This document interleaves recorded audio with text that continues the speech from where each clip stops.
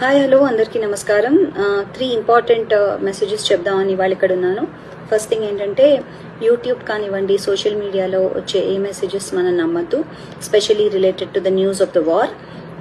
యుద్ధం గురించి చెప్పే ఏ మెసేజెస్ సోషల్ మీడియా అవి నమ్మద్దు. కేవలం national channel or satellite channels చెప్పే న్యూస్ మాత్రమే నమ్మండి, బికాజ్ అదొక్కటే నిజం కాబట్టి.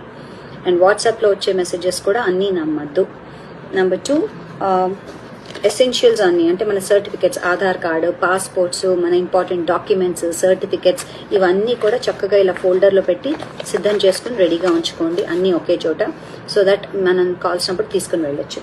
అండ్ థర్డ్ థింగ్ ఇస్ ఒక medical kit with emergency medicines అన్నీ కూడా రెడీ చేసుకోవాలి. ఇందులో శానిటరీ ప్యాడ్స్, పిల్లలకు కావాల్సిన డైపర్స్, పెద్దవాళ్ళకి కావాల్సిన medicines at least 1 week to 10 days ఉండేలాగా, అండ్ పిల్లలకు కావాల్సిన ఎమర్జెన్సీ మెడిసిన్స్ ఇవన్నీ కూడా ఇలాంటి ఒక కిట్లో పెట్టుకుని రెడీగా ఉంచుకోండి.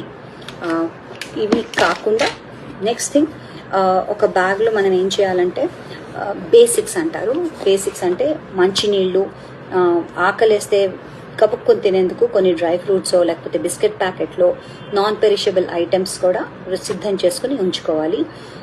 వీటితో పాటు టూత్ బ్రష్, పేస్ట్, సోపులు అండ్ కావాల్సిన ఎసెన్షియల్ ఐటమ్స్ అన్ని, ఒక టవలు, ఒక బెడ్షీటు, 2 pairs ఆఫ్ క్లోత్స్, పిల్లలకి పెద్దవాళ్ళకి ఎవరిది వాళ్ళది బ్యాగ్ ఇలా సర్దేసి ఉంచుకోవాలి.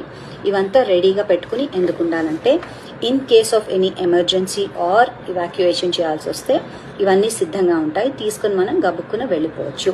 వీటితో పాటు phones, phone chargers, power banks, torch light ఇవన్నీ కూడా సిద్ధం చేసుకోవాలి. ఏంటి ఇప్పుడు ఇవన్నీ చెప్తున్నారు, ఏమైనా యుద్ధం వచ్చేస్తుంది కదా, ఇప్పుడు యుద్ధం వల్ల మనకేమైనా అవుతుందా, అక్కడెక్కడో పాకిస్తాన్లో కదా జరుగుతోంది, నార్త్లో ఇక్కడే ఉండదు అంటే తప్పు అది. ఎందుకంటే రడార్స్ అండ్ మిజైల్స్ ఉన్న ఈ జమానాలో ఎప్పుడైనా ఎక్కడైనా ఏదైనా అవ్వచ్చు. సో మనందరం కూడా సిద్ధంగా ఉండాలి.